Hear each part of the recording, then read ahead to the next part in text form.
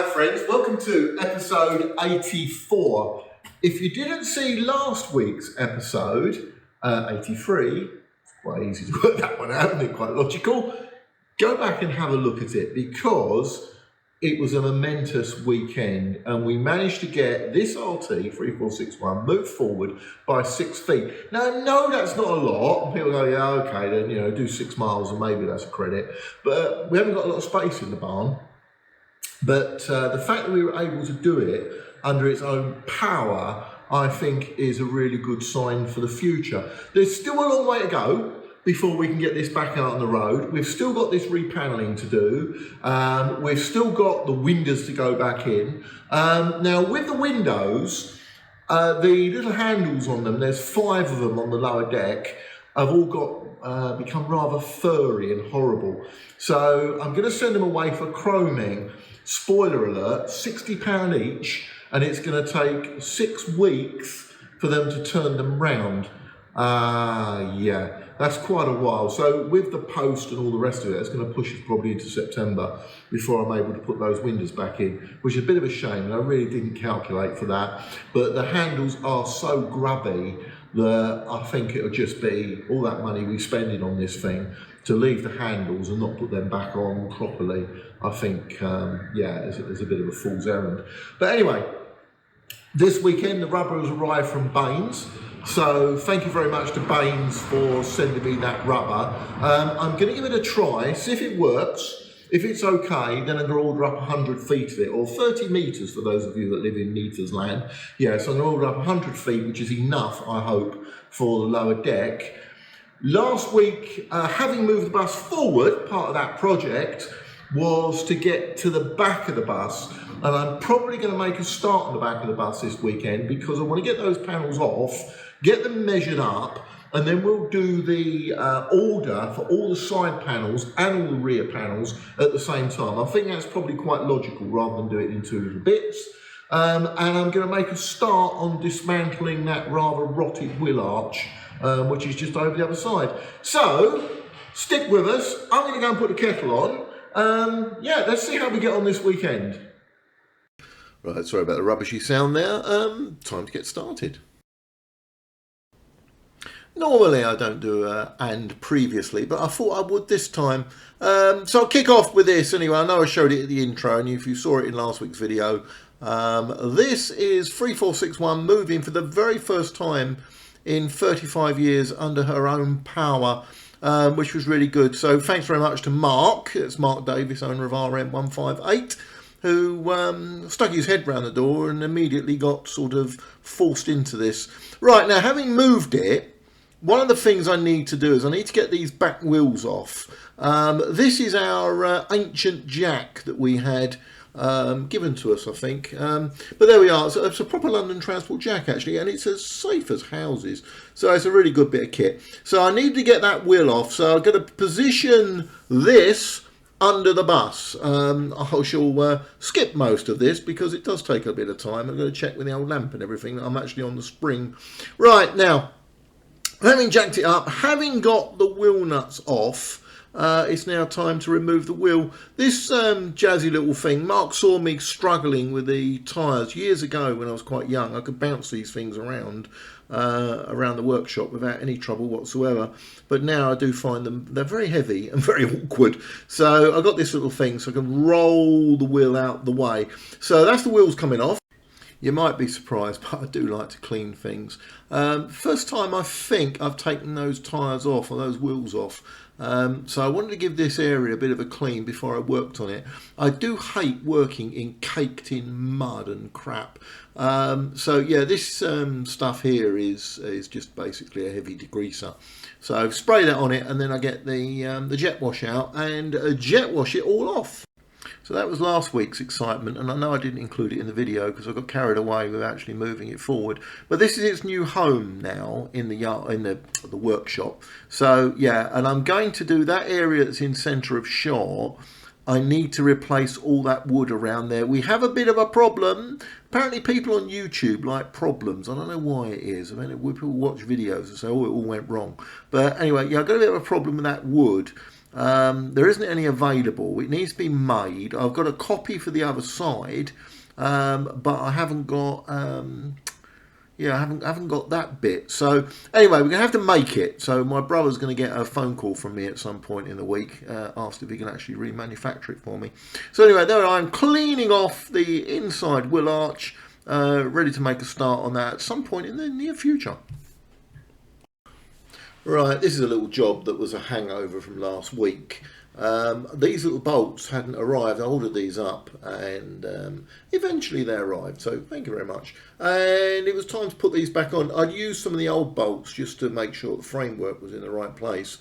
So now I've got to strip them out and put the new bolts in. So that's me doing an exciting task, not really, putting the bolts back in the bus. Oh, before we leave this, this is quite a good example as to why it's really good not to have any of the panels on the bus and none of the windows. Yeah, so the access is really easy. Just lean out where the window was once and off you go. So yeah, the window pans are to go in that space. Speaking of which, let's get started with the window frames. It's not even 8 o'clock in the morning and it's already 21 degrees in here. I'm going to dispense with wearing my overalls today. So I've got my old shirt on. My new overalls, just in case you were wondering and you thought, I think about time you changed those overalls, Dean. Well, I've actually got 4 pairs of overalls and I bought another new 2 pairs of overalls and one of them sitting on the wing of 1069 just over there. And it's gathering dust. For some reason, I don't want to wear them yet because I know if I wear them, I'm going to go under that and I'm going to get them damaged. But so they can stay there and I'll carry on using my old ones for the time being. So apologies for that if it irritates anyone. It does irritate me when I replay these things. I'll see how bad they are. Anyway, good news. The window rubber has arrived from Baines. Baines supply a lot of this stuff. They're very good that they've got it actually, but they obviously manufacture it. I ordered this for the little sort of half drop windows because I thought if I order a small amount, just enough to do a half drop window, and it doesn't work, then you know, no real loss, frankly. But I didn't order enough, let's say, to do one of these complete ones. Now, the problem is, as you may have known from the intro, the half drop windows is going to be a much longer project now because I'm going to send bits of the half drop windows away for chroming.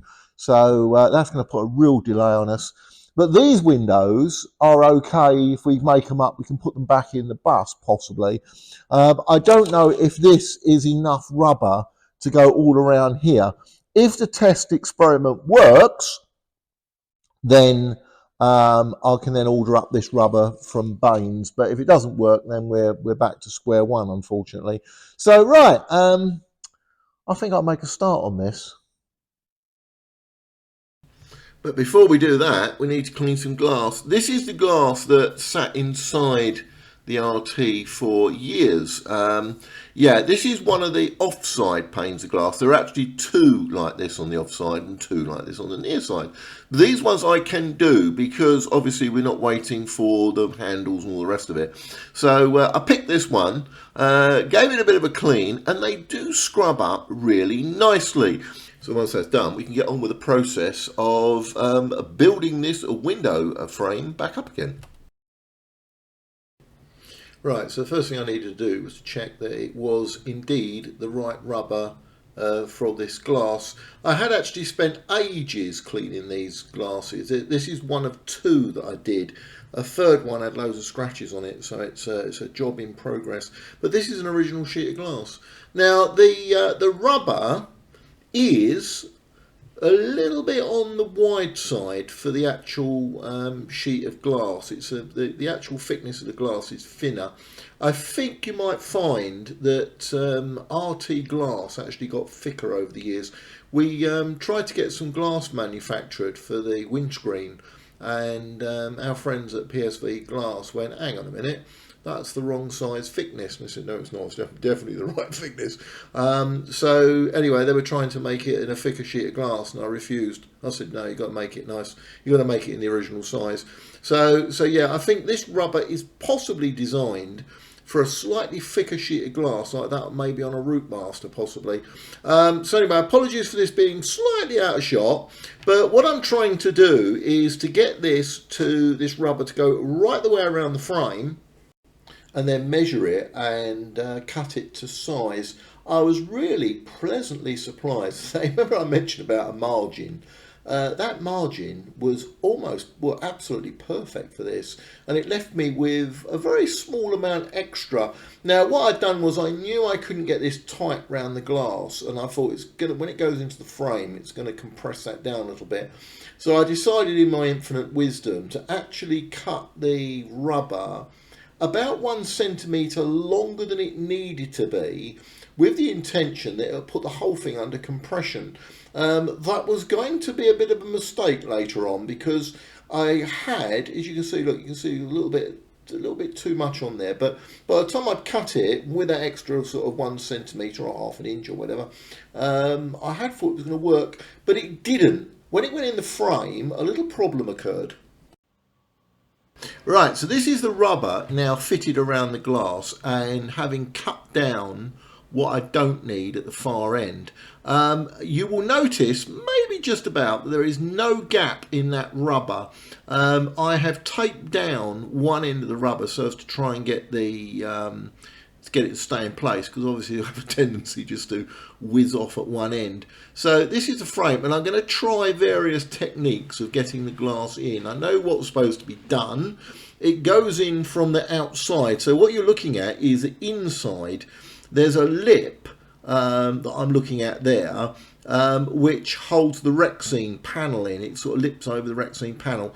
So all of that has got to fit through there. You can see I'm thinking about it, working out what the best thing to do. The last thing I want to do is put too much pressure on it and then shatter that glass. Although I have got a couple of spares, I don't really want that to happen. So we'll do this on fast forward because it goes on forever. But anyway, I think that looks really nice. That's that old frame. Remember those ones I had before? Quick picture here. That's what it looked like when it came in the other day.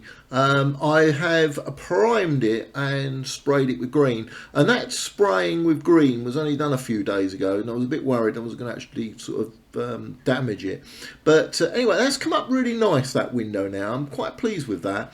Although, however, to my disappointment, a gap started to occur at the top of the rubber, leaving me with this nasty little space, despite the fact I'd allowed too much rubber. But anyway, look at that, isn't that lovely? So I'm really looking forward to getting that back onto the bus. Right, before we leave the subject of glass, we've got this one singular panel. It's the cab window bulkhead glass. Now, I found this in that pile of glass that I put aside previously. Now, I don't recall RT3461 actually ever having a bulkhead window, so I'm not entirely sure this is the right one. And the one that makes me puzzled about it, and this is despite actually offering it up to the window. Now, I've not got enough rubber, having done that sheet of glass that you saw just now, so I haven't got enough rubber to actually try it out in reality. But that poster may well date it as one out of an RML or RMC RCL, so it might well be Root Master, because I don't think that the Root was converted, the 403 was converted to one person operation until after the RTs had gone. I might be proved wrong, and it might well be an RT bulkhead window, but that poster is definitely original. It's not one that's been made up by somebody. It might be, as I said before, it might have come out of a Root Master, it might have come out from an RM or whatever that's been found up at the Barnsley scrapyard, and somehow I've managed to acquire it. So yeah, so if anyone does know when the 403 was formally converted to OPO, it might well actually help date whether it's an RT or an RM. We believe that RM ones are a different size, but when they offered this up into the space, it looked quite right. The other thing is, I do want to, because I'm going to start in the winter time, as I've mentioned before, using the interior as a workshop so I can get the interior done. So I want to get all this glass back in. the amount of dust that I'm creating up there, and you saw some of it earlier on when I was cleaning one of those glass panels, well, most of that's pretty old, but I am creating my own dust. I don't want that dust going in the cab because it starts to spoil the cab. So I do want to get that completely sealed up. Hence the reason why I want to put this sheet of glass in with a reasonable amount of urgency. Right, changing the subject slightly, but still sticking with the cab, the RT. You might remember we had all these issues with the air problem, with the tanks and the diverter valves and everything. And having sorted that, the stop flag unit then started to leak, and it was a seal on the flag unit. And my thanks to Zach, who put me in touch with a firm over in Europe that could actually supply the right seals. So I needed to take this into work, and I'm very grateful for my colleague Martin, who very kindly agreed to dismantle it for me, with me sort of slightly assisting, I'll point out. So anyway, this is what it looks like on the bench, having been completely dismantled. Right, a quick update on outstanding projects. This that you're looking at, that's the remains of the floor. You know that wheel arch? The wheel arch is nearest to the camera, but as we move along, you'll notice that it's actually in pretty good condition towards the other end. Anyway, I've dropped this into our local coach makers who had or have got the job for doing the stress panels as well. I'll come to that in a second. But I've dropped this in, and they're going to try to remanufacture a complete new channel for me so I can get that fitted onto the bus. At the moment, it's all stop on that wheel arch because I've got that to do, and I've also got a piece of wood to make up as well, a large block of wood, which is a little bit beyond me. You also might remember from a while back I mentioned about the stress panels. They're the ones that sit between the upper deck floor and just behind where the advert panels and the lamp panels are on the lower deck. They're completely rotted out. So again, the same coach maker firm have that as a project. Unfortunately, their folding machine, which makes the panels, has played up. So they've had to farm it out to another company. So I'm just waiting for them to respond. So we've got a bit of a hold on that as well. This is what happens, these projects. It doesn't all happen overnight, and some things you think, oh, that'd be a quick fix, actually can take forever. And it's a bit like being a chef. He's trying to bring it all together so it all works at the same time. So anyway, this one and the stress panels are an item on the back burner for now. Right, and a quick bit of social stuff. That's a good thing about restoring these buses, is the social element. This is Mark Davis's RM158. Nick took his DM 999 out for a quick spin to the North Weald Railway, or Epinonga Railway, as a North Weald station. And he was out most of the day, and then he came back, and Mark decided not to be beaten. And at about 5:30, he decided to take RM158 out for a spin.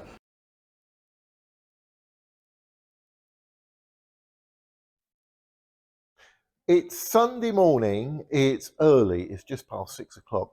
It is 14 degrees out there. It's a much more comfortable temperature to work in. Yesterday, we had 2 visitors, which is very nice. I haven't seen for a while. Alan Brown popped in with Colin Lovett, and I haven't seen Colin for decades. Seriously, I haven't seen him for decades. So it's great to see him, and it was great to have a chat about the RT and for him to have a look over this vehicle here. Anyway, Alan popped in because he's going to cut the aluminium sheeting for me for the side of this bus. So we needed to do some measurements and pull out some panels which I'd taken off. I rarely throw anything away. Virtually everything I've taken off of this, particularly in this last couple of years, is all stored around the back of the shed, which is why it's such a dump in here. But anyway, Alan's going to do that for me, and I'm hoping, fingers and toes crossed, during the course of August, I'm going to be able to put the panels back on this. However, there are a few more, just if I go around here, at the back of the RT, and I need to take them off, these ones here, have got to come off. So there you go. All right, so that's the plan for today. So let's kick off with making some notes before we take anything off this bus. I do like to mark everything up. I did also make a bit of an audit of the number of screws on each bit of metal, but I'm not entirely sure if I'm going to stick to that in the future. But anyway, that beading there, I think you're aware, I had a load of it made years ago, so I've got plenty of that half round. The flat bar, which is actually spring steel, we're going to have to get that off a big sheet and get that sheared because that's no longer available.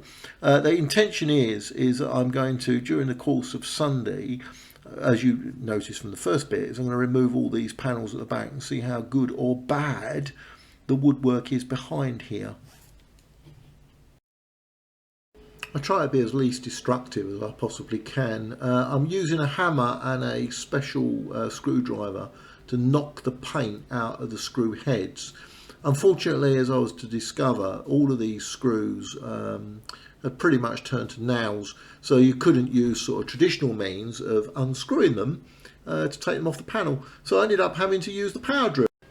Here's a nice little one that actually did give up its screws, which is quite handy. I need to be very careful because I'm actually on the inside of the bus, as you can see, and just alongside that is the Rexine panels that I did ages ago, and I really don't want to put that screwdriver through a Rexine. So, but this bit I need to retain. I could make that actually, that's quite an easy bit to make, but I'd really rather at this stage just to retain that piece of metal. So that's come off, thankfully intact. There's one more that was missing down the bottom. I don't know why. I think the bus has had a bang at some point in the past, and they've just stuck, put back the normal beading and just left that bit off the corner at the bottom. But anyway, so I've got that to do. That's on its way off, and that'll be on a collection of stuff ready for paint stripping later on. Right, like that little bit that goes around the corner, there are some other bits I need to be a little bit cautious with. And this is the near side indicator.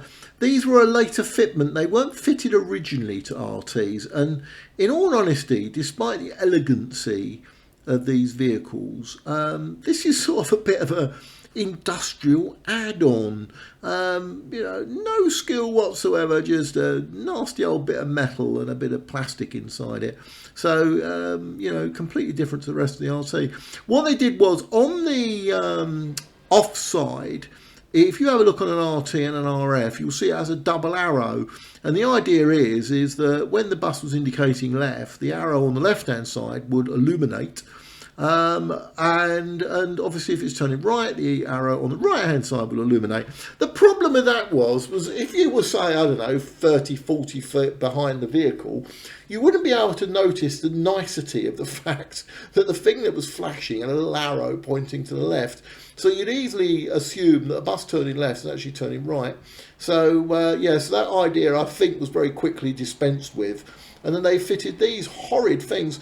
That's going to be a little job in progress as well for later on.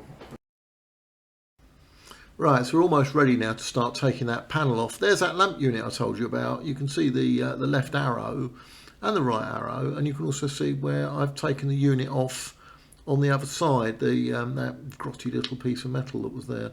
But you could probably restore them. I'm not too sure if it would be liked on the road, to be quite honest with you. So I'm going to leave it exactly as it was, with it painted out for the time being. But anyway, off comes the panel. And it's not too bad in there. What is interesting is that that panel actually is fairly new. If you have a little, say new, you know what I mean. It's probably been on there since 1970 something or other. But at the bottom there, that bit of wood was remarkably tidy.